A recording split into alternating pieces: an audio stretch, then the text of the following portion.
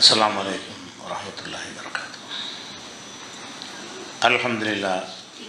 अल्हम्दुलिल्लाहि नहमदुहु व नस्तईनुहु व नस्तगफिरुहु व नऊज़ु बिल्लाहि मिन शुरूरि अंफुसिना व मिन सय्यिआति अमालिना मन यहदिहिल्लाहु फला मुदिल्ल लहु व मन युद्लिल्हु फला हादिय लहु व अशहदु अन ला इलाहा इल्लल्लाहु वहदहु ला शरीका लहु व अशहदु अन्न मुहम्मदन अब्दुहु व रसूलुहु अम्मा बअद।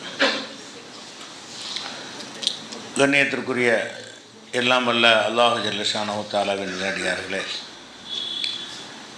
எந்த ஒரு மனிதரையும் நல்லடியார் என்று இறைநேசர் என்று சொல்வதற்கு நமக்கு அதிகாரம் இல்லை என்பதையும், எந்த மனிதர்களை குறித்து அல்லாஹும் ரசூலும் நல்லடியார்கள் என்று சொல்லியிருக்கிறார்களோ அவர்களை தவிர வேறு யாரையும் நம்ம நல்லடியார்கள் என்று சொல்லக்கூடாது என்பதையும் உரிய ஆதாரங்களோடு நம்ம பார்த்து வருகிறோம். அந்த வகையில் நபிகள் நாயகம் ஸல்லல்லாஹு அலைஹி வஸல்லம் அவர்கள் ஒரு 10 நபித்தோழர்களுடைய பெயரை குறிப்பிட்டு அவங்களெல்லாம் சொர்க்கவாசிகள் என்று நற்செய்தி சொன்னார்கள். சொர்க்கவாசிகள்னால் நல்லடியார்னு அர்த்தம், இறைநேசர் என்று அர்த்தம் அதுக்கு.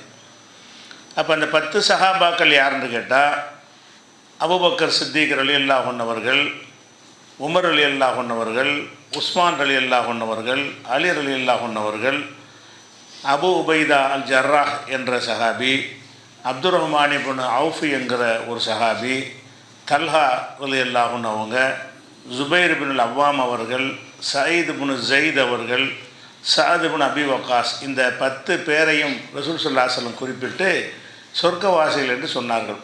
இது அஹமது என்கிற நூலில் ஆதாரபூர்வமாக இடம்பெற்றிருக்கிறது. அபூபக்கர் ஃபில் ஜன்னா, உமர் ஃபில் ஜன்னா, உஸ்மான் ஃபில் ஜன்னா, இப்படி ஒவ்வொருத்தர் பேரையும் சொல்லி இவங்க சொர்க்கத்தில் இருப்பார்கள் என்று நபிகள் நாயகம் ஸல்லல்லாஹு அலைஹி வஸல்லம் சொல்லிட்டாங்க. அப்போ இந்த 10 பேரையும் குறித்து நம்ம என்ன செய்யலாம்னா, அல்லாஹ்வுடைய நேசர்னு அவுலியான்னு சொல்லலாம். இந்த 10 பேரும் சொர்க்கவாசிகள் என்று அல்லாஹ்வுடைய ரசூலே சொல்லி தந்த காரணத்தினால் அவங்கள நம்ம என்ன செய்யலாம், நல்லடியார்னு சொல்லலாம். இந்த நல்லடியார்னு சொல்வதில் இந்த 10 பேருடைய வரலாறு நம்ம எடுத்து பார்த்தோம்னு சொன்னால், இந்த 10 பேரும் மக்காவை சேர்ந்தவர்கள், முஹாஜிர்கள், மதீனாவாசியாரும் கிடையாது. இந்த 10 சஹாபாக்கள் யாருன்னு கேட்டால், நபிகள் நாயகம் ஸல்லல்லாஹு அலைஹி வஸல்லமுடைய ஆரம்ப பிரச்சார காலத்தில் இஸ்லாத்தில் ஏற்றுக்கொண்டவங்க. ஆரம்ப காலத்தில் ஏற்றுக்கொள்ளும்போது அதிகமான துன்பங்களுக்கு உள்ளாக்கப்பட்டவர்கள். அவ்வளோ துன்பங்களையும் சகித்து கொண்டு ரசூல் ஸல்லல்லாஹு அலைஹி வஸல்லம் அவர்களுக்கு பக்கபலமாக இருந்த காரணத்தினாலையும், அது அவங்களோட சேர்ந்து ஹிஜ்ரத் செய்த காரணத்தினாலையும், இன்ன பிற தியாகங்கள் செய்த காரணத்தினாலையும் இந்த 10 பேரை குறித்து நபிகள் நாயகம் ஸல்லல்லாஹு அலைஹி வஸல்லம் அவர்கள் சொர்க்கவாசிகள் என்று சொல்லியிருக்கிறார்கள். இந்த சொர்க்கவாசிகள் என்று சொல்லப்பட்ட இந்த 10 பேரில் 6 தோழர்கள் கொல்லப்பட்டு இறக்குறாங்க. கொல்லப்பட்டு நோய்வாய்ப்பட்டு தான் இறக்குறாங்க. அபூபக்கர் ரலியல்லாஹு அன்ஹு அவர்கள் இயற்கையாக மரணிக்கிறாங்க. அப்துர் ரஹ்மான் இப்னு அவுஃப் அவர்களும் இயற்கையாகவே என்ன செய்கிறாங்க, மரணிக்கிறாங்க முதுமையில். அதே மாதிரி சயீத் இப்னு ஸைத் அவர்களும் இயற்கையாக தான் மரணிக்கிறாங்க. சஅத் இப்னு அபி வக்காஸ் அவர்களும் சாதாரணமாக மரணிக்கிறாங்க. மற்ற எல்லாரும் எடுத்துக்கிட்டோம்னு சொன்னால் அவங்க கொல்லப்படுறாங்க. 5 பேர் கொல்லப்படுறாங்க. ஒருவர் காலராங்கிற நோயில் என்ன செய்கிறாரு, மரணிக்கிறார். அப்போ நம்ம இறைநேசர்கள் என்றால் நம்ம எப்படி விளங்கியிருக்கிறோம், யாரை இறைநேசர்கள் என்று ரசூலுல்லாஹ் சொன்னாங்களோ அவங்க இந்த உலகத்தில் கொல்லப்பட்டிருக்கிறாங்க. அப்போ இந்த உலகத்தில் அற்புதம் செஞ்சு கராமத்து வழங்கினாத்தான் அவுலியான்றது கிடையாது. யாரை ரசூல் ஸல்லல்லாஹு அலைஹி வஸல்லம் அவர்கள் சொர்க்கவாசிகள் உள்ளவர் சொல்கிறாங்களோ அது உமர் ரலியல்லாஹு எடுத்துக்கிறங்க. அவங்க சொர்க்கவாசிகளில் ஒருவர்னு சொல்கிறாங்க. அவங்க சுபூத்துறை வைத்திருக்கும் பொழுது என்ன செய்கிறாங்க, ஒருத்த நாள் கொல்லப்படுறாங்க. தொழுதுகிட்டு இருக்கும்போது என்ன செய்கிறாங்க, கொலை செய்யப்படுறாங்க. அப்போ ஒரு மந்திரவாதியாக இந்த அவுலியானா அப்படி தான் வழங்கி வச்சுருக்கணும். அவுலியானா என்ன செய்யணும், கராமத்து வழங்கணும், மந்திரம் செய்யணும், அடுத்தவர்களை காப்பாற்றணும், அதிசயம் நிகழ்த்தணும், உலகத்தில் அப்படி சொகுசாக வாழ்கிற மாதிரி ஒரு ஆளாக அவர் நினச்சதெல்லாம் நடக்கணும். இவரைத்தான் அவுலியார் என்று இவங்க வழங்கி வச்சுருக்கிறாங்க. கதை தான் அதெல்லாம். அப்படிலாம் யாரும் இருந்தது கிடையாது. ஆனால் யாரை ரசூல் ஸல்லல்லாஹு அலைஹி வஸல்லம் சொர்க்கவாசின்னு சொன்னாங்களோ அந்த உமர் ரலியல்லாஹு அன்ஹு என்ன செய்கிறாங்கன்னு கேட்டால் கொல்லப்படுறாங்க. ஆட்சி ஜனாதிபதியாக இருக்கும் பொழுது, அவ்வளோ பாதுகாப்பு தலைமை அந்தஸ்தில் இருக்கும் பொழுது ஒரு எதிரி ஒரு நாள் என்ன செய்கிறாங்க, கொல்லப்படுறாங்க. அப்போ இந்த கொல்லப்படுவது எதை காட்டுகிறது, நல்லடியாராக இருந்தாலும் இந்த உலகத்தில் துன்பப்படத்தான் செய்வாங்க. துன்பப்பட்ட ஒருத்தன் அந்த அல்லாஹ்வுக்கு அந்த தியாகத்தை ஏற்றதுனால தான் நல்லடியாராக வராங்க. அப்போ நல்லடியாராக இருந்த உமரலில்லானவர்கள் அதிசயம் நிகழ்த்தி தன்னை காப்பாற்றி கொள்ள முடியலை. அது அந்த வரலாறை பார்க்குறோம். அதே மாதிரி உஸ்மான் ரலியல்லாஹு அன்ஹு அவர்கள் சொர்க்கவாசின்னு ரசூலுல்லாஹ் சொன்னாங்க. அவங்க எப்படி இறந்து போனாங்க? ஒட்டுமொத்த மதீனாவில் உள்ள எல்லாரும் ஒன்று திரண்டு மக்கள் எல்லாம் ஹஜ்ஜிக்கு போய் இருக்கிற அந்த நேரத்தை பயன்படுத்தி கொண்டு மற்ற எதிரிகள்லாம் உள்ளே புகுந்து மதீனாவுக்குள்ளே புகுந்து அவங்கள முற்றுகையிட்டு சுற்றி வளைத்து பள்ளிவாசலுக்கு போக முடியாமல் பல நாட்கள் நினைஞ்சாங்க. அவங்கள வந்து தனிமைப்படுத்தி கடைசியில் என்ன செய்கிறாங்கன்னா வீட்டில் வச்சே கொலையும் பண்ணிவிடுறாங்க. முஸ்லீம் சமுதாயம்ங்கிற பேரில் தான் இந்த கொலை நடக்கிறது. அப்போ உஸ்மான் ரலியல்லாஹு அன்ஹு அவர்கள் அந்த கொலையிலிருந்து தப்பித்து கொள்வதற்கு என்னென்ன வாதங்களை எல்லாம் எடுத்து வைப்பாங்க. நான் வந்து இந்த மாதிரி செஞ்சேன் அந்த மாதிரி செஞ்சேன், என்னை வந்து நீங்கள் கொள்றீங்களப்பா என்றெல்லாம் கேட்பாங்க. எந்த ஒரு வாதமும் எடுபடாது. கடைசியில் வீட்டில் வைத்து அவங்கள வந்து கொலை செஞ்சிடுறாங்க. ஆனால் இப்படி கொல்லப்பட்டவர் எதுவும் முடியாமல் எதிரிகளை முறியடிக்க முடியாமல் கொல்லப்பட்டார்ல, அவர் நல்லடியார். நம்ம எல்லாம் நல்லடியார்னா அற்புதம் செஞ்சு காப்பாற்றிருப்பாருன்னு அப்படின்னு நினைக்கிறாங்க. நல்லடியார்கள் என்று சொன்னால் அதிகம் கஷ்டப்பட்டிருப்பார்கள். நல்லடியார்கள் என்று சொன்னால் அதிக துன்பப்பட்டிருப்பார்கள். மறுமையில் அவர்களுக்கு சொர்க்கம் கிடைக்கும் என்ற அர்த்தமே தவிர நம்ம நல்லடியாருக்கு வச்சுக்கிற இலக்கணம்லாம் என்னது, மீன் கருவாடத்துக்கு தண்ணியில் போட்டார் ஓடுனுச்சு மீனாக மாறிக்கிருச்சு, இந்த மாதிரி கப்பல் ஓடிக்கிட்டு இருந்துச்சு ஓட்ட கப்பலை செருப்பு விட்டு எரிஞ்சு அடைச்சிட்டாரு, இது மாதிரியான கதைகளை தான் நம்ம நல்லடியாருக்கு அளவுகோலை வைக்கிறோமே தவிர இதெல்லாம் வந்து மனிதனுடைய கற்பனையில் உருவான கதைகள் இதெல்லாம். ஆனால் உண்மையான நல்லடியார்கள் எப்படி வாழ்ந்துருக்கிறாங்க? ரசூல் ஸல்லல்லாஹு அலைஹி வஸல்லம் யார் நல்லடியார்னு சொல்கிறாங்களோ அவங்க என்ன செய்கிறாங்கன்னா கொல்லப்படுறாங்க. ஒன்றும் செய்ய முடியலை. எல்லாரும் திரண்ட ஜனாதிபதியை வந்து பள்ளிவாசலுக்கு போகக்கூடாமல் தடுத்து பள்ளிவாசலே கையில் எடுத்துக்கொண்டு என்ன செய்கிறாங்க, கொடூரமான முறையில் உஸ்மான் ரலியல்லாஹு அன்ஹு அவர்கள் கொல்லப்பட்டார்கள். இந்த வரலாறுகள் எல்லாம் 10 நபித்தோழர்களுடைய வரலாறுங்கிற தொடர் உரையில் விரிவாக நம்ம விளக்கியிருக்கிறோம். இப்போ பாயிண்ட்டுக்கு மட்டும்தான் இது சொல்கிறோம். அப்போ நல்லடியாராக இருந்தாலும் அவங்க அந்த உலகத்தில் என்ன மாதிரி இருந்தாங்க? அதிகம் துன்பத்திற்கு உள்ளானார்கள். துன்பத்திற்கு உள்ளாவாங்களே தவிர அதிசயங்கள் நிகழ்த்தி கொண்டிருக்கிற வேலை கிடையாது. நல்லடியார் கிடையாது. நல்லடியார்னு அதிசயம் நிகழ்த்துவாங்க நினச்சி வைத்து கொண்டிருக்கிறார்கள். அதே மாதிரி அலி ரலியல்லாஹு அன்ஹு அவர்கள் அவங்க ஒரு அதிகாரியாக ஜனாதிபதியாக இருக்கிறாங்க. அவங்க எப்படி இறந்தாங்க? அவங்களே வந்து இப்படி முல்ஜிம்ங்கிற ஒரு எதிரி தான் என்ன செய்கிறான், அவங்கள இதே மாதிரி காலை நேரத்தில் அதிகாலை நேரத்தில் அவங்கள வந்து குத்தி கொலை செய்கிறான். அப்போ அலி ரலியல்லாஹு அன்ஹு அவர்களும் என்ன செய்கிறாங்க, உஸ்மான் 3 பேருமே ஜனாதிபதியாக இருக்கும்போது கொல்லப்படுறாங்க. உமர் ரலியல்லாஹு அன்ஹு அவர்கள் ஜனாதிபதியாக இருக்கிறாங்க, கொல்லப்படுறாங்க. உஸ்மான் ரலியல்லாஹு அன்ஹு அவர்கள் ஜனாதிபதியாக இருக்கும்போதே கொல்லப்படுறாங்க. அலி ரலியல்லாஹு அன்ஹு அவர்கள் ஒரு பகுதிக்கு ஜனாதிபதி சொல்லி கொண்டிருக்கிற நேரத்தில் அவங்கள கொள்கிறாங்க. ஆனால் இவங்களெல்லாம் சொர்க்கவாசிகள் ரசூலுல்லாஹ் சொல்கிறாங்க. இந்த சொர்க்கவாசிகளாக இருந்தும் அவங்க என்ன மாதிரி நடந்த உலகத்தில் இருந்திருக்கிறாங்க வாழ்ந்திருக்கிறாங்கன்னு கேட்டால் கடுமையான துன்பங்களுக்கும் கஷ்டங்களுக்கும் உள்ளாகித்தான் மரணித்திருக்கிறார்கள் என்பதை பார்க்கணும். அதே மாதிரி வந்து அபூ உபைதாங்கிறவங்க தான் ரசூல் ஸல்லல்லாஹு அலைஹி வஸல்லத்துக்கு பிறகு ஆட்சிக்கு இவர் தான் வருவாருங்கிற அளவுக்கு தகுதி உள்ளவராக இருந்தார். இவர் வேணாண்டு மறுத்ததுனால தான் அபூபக்கர் அப்புறம் உமர் அப்படிலாம் வந்தாங்க. இவர் தான் அபூ உபைதா அல் ஜர்ராஹ் தான் யார், ரசூல் ஸல்லல்லாஹு அலைஹி வஸல்லம் அவர்களுடைய இதில் அவரை தான் முதல் இடத்துல எல்லாருமே கருதுகிற அளவுக்கு உள்ளவராக இருந்தார். அந்த அபூ உபைதா அவர்கள் என்ன செஞ்சாங்கன்னா அவங்க இந்த பதவியெல்லாம் வேணாண்டு என்ன செஞ்சார், விரும்பலை, அவர் ஜனாதிபதியை விரும்பலை. அவர் என்ன செய்கிறாருன்னா ஒரு போரில் ஒரு வெளியூருக்கு போயிருக்கிற நேரத்தில் அவர் காலரா ஏற்பட்டு அந்த காலராவுனாலே வயிற்றுப்போக்கில் வந்து என்ன செய்கிறாருன்னா மரணிக்கிறார். அவுளியா, மிகச்சிறந்த அவுளியா. இவரெல்லாம் யார்? சொர்க்கவாசிகள் என்று நற்செய்தி சொல்லப்பட்ட ஒரு அவுளியா. சொர்க்கவாசி நற்செய்தி சொல்லப்பட்ட ஒரு காலராவெலாம் வருமா? வயிற்றுப்போக்கெல்லாம் வருமா? அடுத்தவருடைய வயிற்றுப்போக்கையெல்லாம் போக்கக்கூடியவரெல்லாம் இருப்பார் அப்படின்னு நினச்சிட்டு இருக்காங்க இவங்க என்ன செய்கிறாங்க, அவுளியாவுக்கு என்ன கணக்கு வச்சுருக்காங்க, அவுளியாண்டா நம்ம நோயெல்லாம் தீர்க்கிறவர் தான் அவுளியாவை தவிர அவருக்கு எப்படி நோய் வரும்? அப்படி தான் அதிகமான மக்கள் அவுளியாவுக்கு இலக்கணம் வகுத்து வச்சிருக்கிறார்கள். அவுளியாக்கெல்லாம் பெரிய அவுளியா அபூ உபைதா அல் ஜர்ராஹ் சொர்க்கவாசின்னு அவ்வளோ தியாகம் பண்ண ஒரு சஹாபி. அவருக்கு அந்த காலராவில் வயிற்றுப்போக்கில் மரணிக்கிறார் என்றால் நம்ம என்ன விளங்குறோம்? இவ்வளோ பெரிய சொர்க்கவாசின் அந்தஸ்து கிடைத்தாலும் சரி அவங்க மந்திரம் செய்யக்கூடியவர்களாக உலகத்தில் வாழ்ந்தது கிடையாது. எல்லா மனிதர்களைப் போலவே துன்பங்களை அனுபவித்தவர்களாக வாழ்ந்தார்களே தவிர நோய் இருக்கக்கூடியவராகவோ செல்வத்தை கொடுக்கக்கூடியவராகவோலாம் அவங்கள எல்லாம் என்ன செய்யலை ஆக்கலை என்பதற்கு அவருடைய வரலாறை பார்க்குறோம். அதே மாதிரி அப்துர் ரஹ்மான் இப்னு அவுஃப் அவர் சாதாரணமாக மரணிக்கிறார். அவர் வியாபாரியாக இருந்தார், அவர் சாதாரணமாக மரணித்து போயிட்டார். இந்த மாதிரியான கொல்லப்பட்டு மூத்தா போகலை. அதே மாதிரி தல்ஹா ரலியல்லாஹு அன்ஹு அவர்கள், ஜுபைர் ரலியல்லாஹு அன்ஹு அவர்கள், இந்த 2 பேர் என்ன செய்கிறாங்கன்னு கேட்டால் முஸ்லீம்களுக்கு மத்தியிலே நடந்த ஒட்டகப் போருங்கிற அந்த போரில் பங்கெடுத்து அவங்க 2 பேர் கொல்லப்படுறாங்க. இந்த 2 பேருமே ஆயிஷா ரலியல்லாஹு அன்ஹுடைய அணியில் இருக்கிறாங்க. அலி அவர்களுக்கு எதிராக படை நடத்திட்டு போகிறாங்க. அந்த போரில் என்ன செய்கிறாங்கன்னா தல்ஹாவும் கொல்லப்படுறாரு, ஜுபைரும் கொல்லப்படுறாரு. அப்போ இந்த உலகத்தில் கொல்லப்படும் பொழுது அவங்களுடைய மந்திரத்தை வைத்து, அற்புதத்தை வைத்து, அவுளியாங்கிற ஒரு தகுதியை வைத்து அதிலிருந்து காப்பாற்றி கொள்ள முடிஞ்சா? காப்பாற்ற முடியல. அதெல்லாம் அவுளியாவுடைய வேலை கிடையாது. இறை நேசர் என்று சொன்னால் என்னென்னு கேட்டால், இறைவனுக்கு கட்டுப்பட்டு நடந்து ஒரு அடிமைன்னு அர்த்தமே தவிர அவருக்கு எல்லா விதமான ஆற்றலையும் அல்லா அப்படி தான் நினச்சிக்கிட்டு இருக்கிறாங்க. அவுளியான்னா அவருக்கு எல்லா விதமான ஆற்றலையும் அல்லா வழங்கி விட்டான் அப்படின்னு நினச்சி, அவருக்கு மட்டும் இல்லை, அவர்கிட்ட போய் நீ கேட்டீங்கன்னா உங்களுக்கும் பல ஆற்றல் அவர் தருவார் என்றெல்லாம் என்ன செய்கிறாங்க, நம்புகிறார்கள். அப்படியான அவுளியாக்கள் யாருமே இருந்தது கிடையாது. எல்லா அவுளியாக்களும் நினைஞ்சிருக்காங்க, கஷ்டப்பட்டுருக்காங்க, அவ்வளோ பெரிய கஷ்டப்பட்டுருக்கிறாங்க. அதே மாதிரி சாயிது புன் ஜெயிது என்பவரும் சாது புன் அபி வக்காஸ் அவங்களும் சொர்க்கவாசிகளில் உள்ளவங்க. அவங்கெல்லாம் சாதாரணமான முறையில் என்ன செய்கிறாங்க, மரணிக்கிறாங்க. அப்போ இந்த 10 பேரை ரசூல் ஸல்லல்லாஹு அலைஹி வஸல்லம் அவர்கள் சொர்க்கவாசிகள் என்று பெயரை குறிப்பிட்டு சொன்னார்கள். நம்மளும் என்ன செய்யலாம்னா, அவங்கெல்லாம் அவங்க பேரை சொல்லும்போது இவங்கெல்லாம் சொர்க்கவாசி. உமர் நல்லடியாரான்னு கேட்டால் நல்லடியார், அலி ரலியல்லாஹு அன்ஹு நல்லடியாரான்னா நல்லடியார் தான் என்று நம்ம என்ன செய்யலாம், அடித்து சொல்லலாம். எதனால் சொல்லலாம்? அல்லாஹ்வுடைய ரசூல் நமக்கு சொல்லித்தந்த காரணத்தினால். இல்லாட்டி சொல்ல முடியாது. அவங்க ரசூல்லாவே நமக்கு சொல்லிட்டதுனால இவங்க பேரையெல்லாம் கேட்டோம்னா இவங்க அல்லாஹ்வுடைய நல்லடியார், சொர்க்கவாசி என்று நம்ம சொல்ல முடியும்.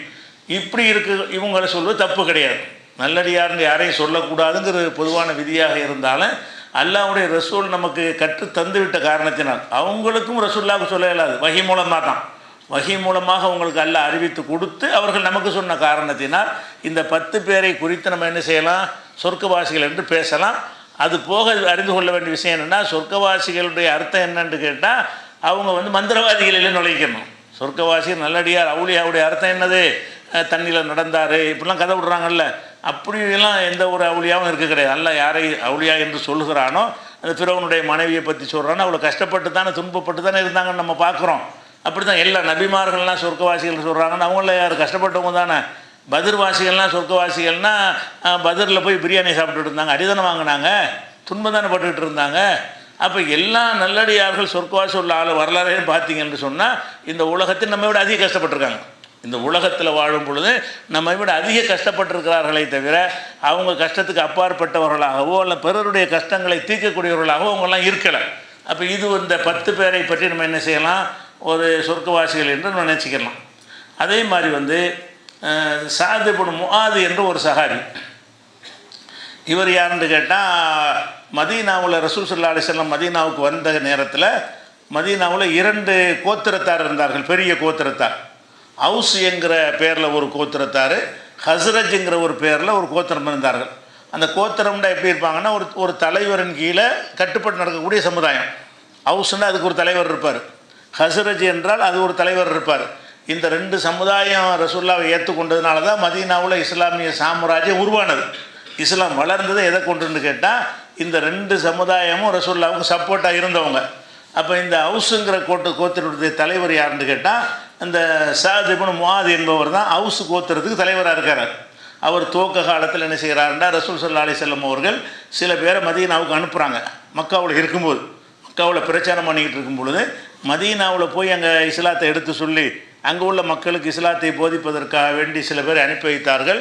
அதில் முக்கியமான ஆள் யாருன்னா முஸாப் இப்னு உமைர் என்பவர் அனுப்புகிறாங்க.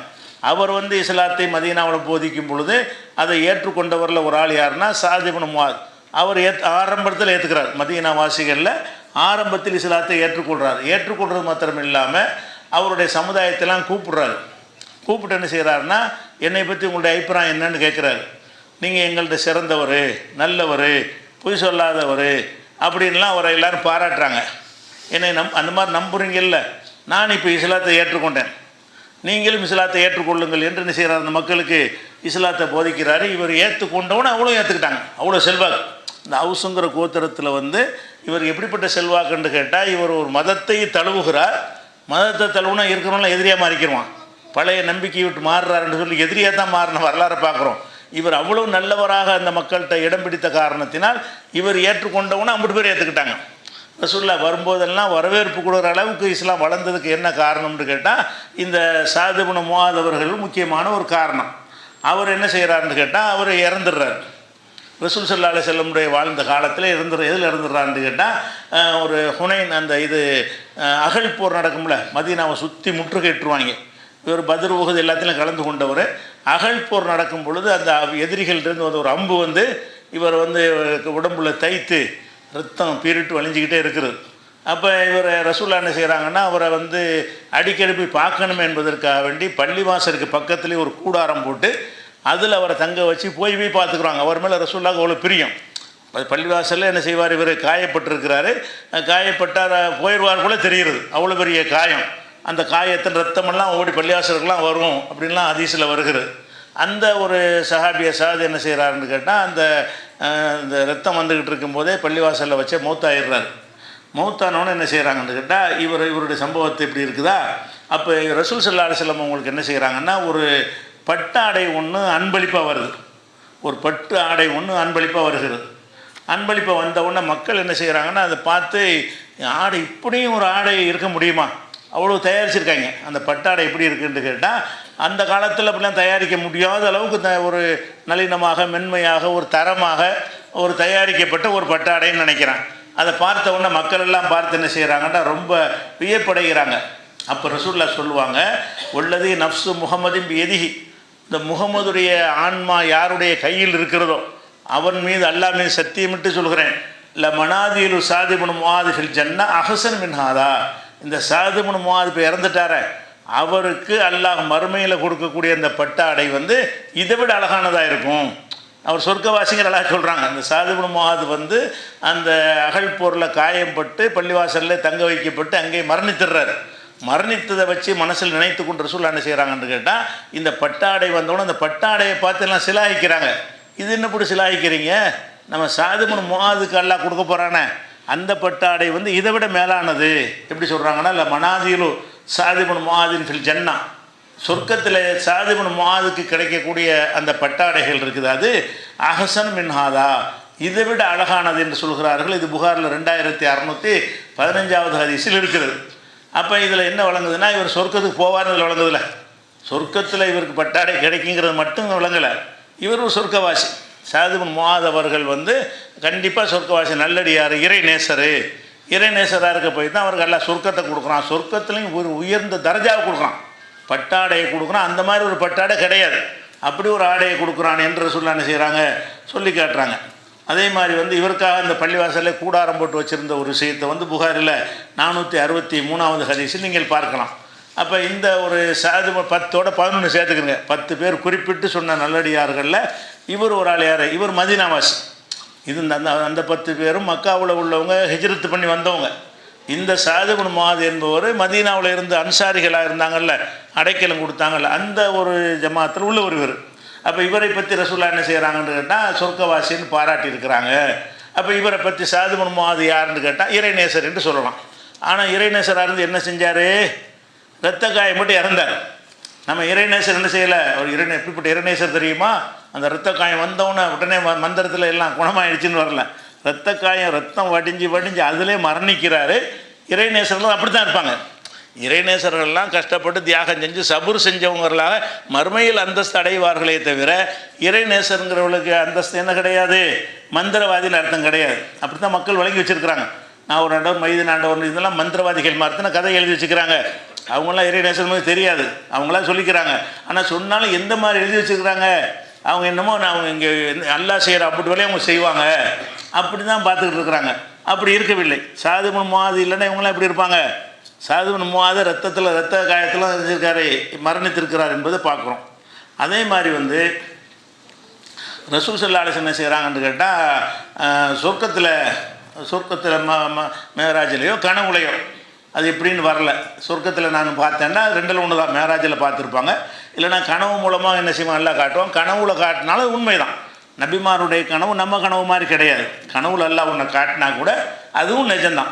அப்போ நபி ஸல்லல்லாஹு அலைஹி வஸல்லம் என்ன செய்கிறாங்கன்னு கேட்டால், அங்கே ஒரு அறையில் வந்து ஒரு சத்தம் கேட்குது, யாரோ பேசிக்கிட்டு இருக்கிற மாதிரி ஒரு சொர்க்கத்தில். அப்போ இது யாருன்னு கேட்குறாங்க. அப்போ அங்கேருந்து மலக்குகள்லாம் சொல்கிறாங்க, ஹாதிஹில் உமைசா பில்த் மின்ஹான், உமைசாங்கிற அம்மா தான் இவங்க அப்படின்னு சொர்க்கத்தில் சொல்லப்படுது. இந்த உமைசாங்கிறவங்க யாருன்னு கேட்டால், அனஸ் ரலியல்லாஹு அன்ஹு கேள்விப்பட்டிருக்கோமா, ரசூலுல்லாஹ்வுடைய 10 வருஷம் ஒரு ஊழியராக இருந்தார். சின்ன பையனாக இருக்கும்போது கொண்டாந்து அந்த அம்மா என்ன செய்வாங்க, ரசூலுல்லாஹ்ட்ட ஒப்படைச்சிருவாங்க. உங்களுக்கு இவரை பணிவடிக்கு பயன்படுத்திக்கிறங்க, எல்லா வேலையும் இவரே பார்ப்பார் உங்களுக்கு என்று ரசூலுல்லாஹ்வுக்கு சேவகம் செய்வதற்காக வேண்டி அனஸ்ன்னு ஒருத்தரை கொண்டாந்து விடுவாங்க இல்லையா. அந்த அம்மாவுக்கு பேர் உம்மு சுலைம் என்று பட்ட பேரில் அறியப்படுறாங்க. அவங்க தான் உமைசாங்கிறவங்க. உமைசாங்கிற உங்களுடைய சொந்த பேர்.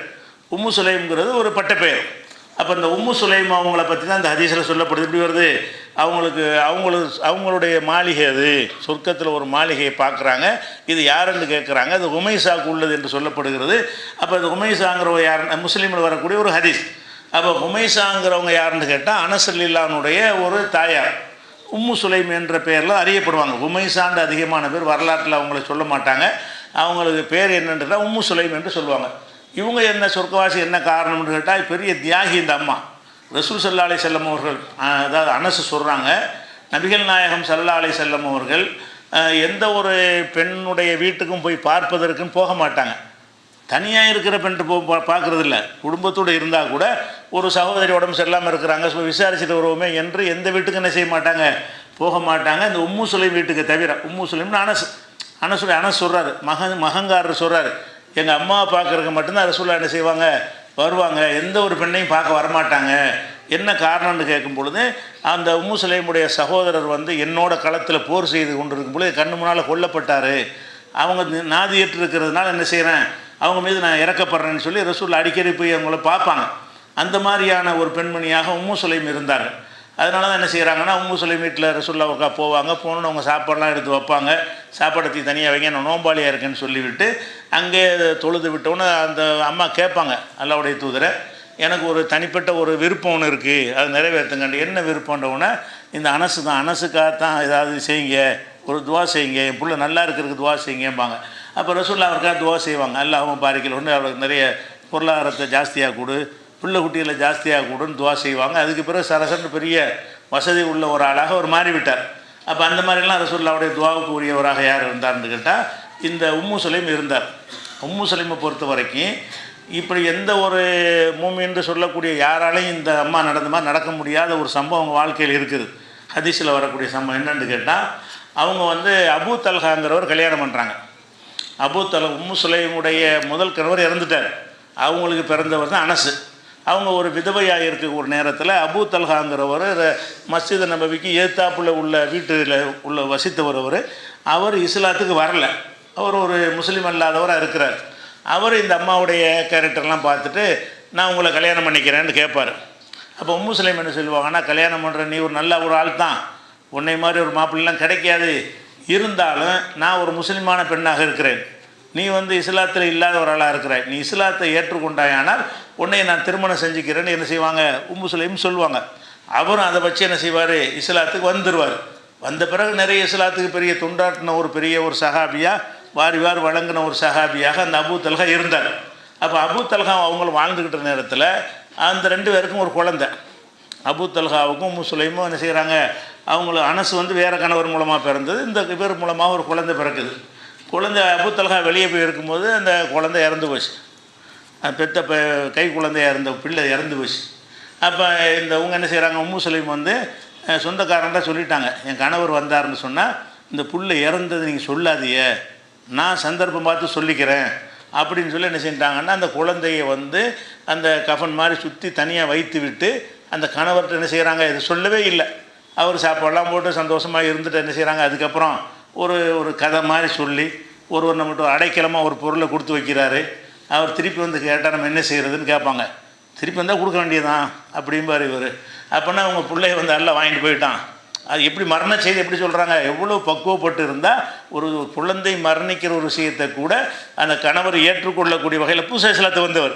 இவங்க இஸ்லாத்தில் ஊறி போன ஒரு ஆள். அவர் இவங்களுக்காக கல்யாணம் பண்ணுறக்கா இஸ்லாத்துக்கு வந்திருக்கிறார். அதனால் அவருக்கு புரிய வைக்கிறக்கா என்ன செய்கிறாங்கன்னு கேட்டால், அந்த குழந்தைகள்லாம் தந்து அல்லாஹ் கொடுத்த இரவலை தந்தது தானே, அவன் எடுத்துட்டான் அப்படின்னு சொல்லிவிட்டு என்ன செய்வாங்க, அவர் கோவப்பட்டு எப்படி நீ மறைச்சாயின்னு போயிட்டு ரசூலுல்லாஹ்ட்ட போய் சொல்லுவார். அப்போ அன்றைக்கு சந்தோஷமாக அவரை இருந்திருக்கிறாங்க.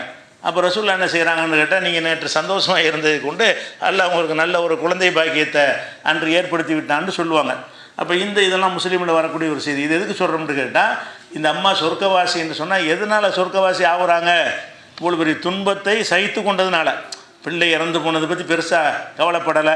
அது பக்குவமான முறையில் கணவர் சொல்கிறாங்க. தன்னுடைய மகனை கொண்டு ரசூலுல்லாஹ் ஊழியராக எந்த ஒரு பிரதிபலனை எதிர்பார்க்காம இந்த பையனை நீங்களே வச்சுக்கிறங்க, எல்லா வேலையும் உங்களுக்கு பார்ப்பாருன்னு சொல்கிறாங்க. இன்னும் சொல்ல போனால் இந்த சஹாபி பெண்களில், ஒட்டுமொத்த சஹாபி பெண்களில் இந்த அம்மா மாதிரி ஒரு வீர பெண்மணி பார்க்க முடியாது. உம்மு சுலைம் அவர்கள் மாதிரி என்ன செய்ய முடியாது.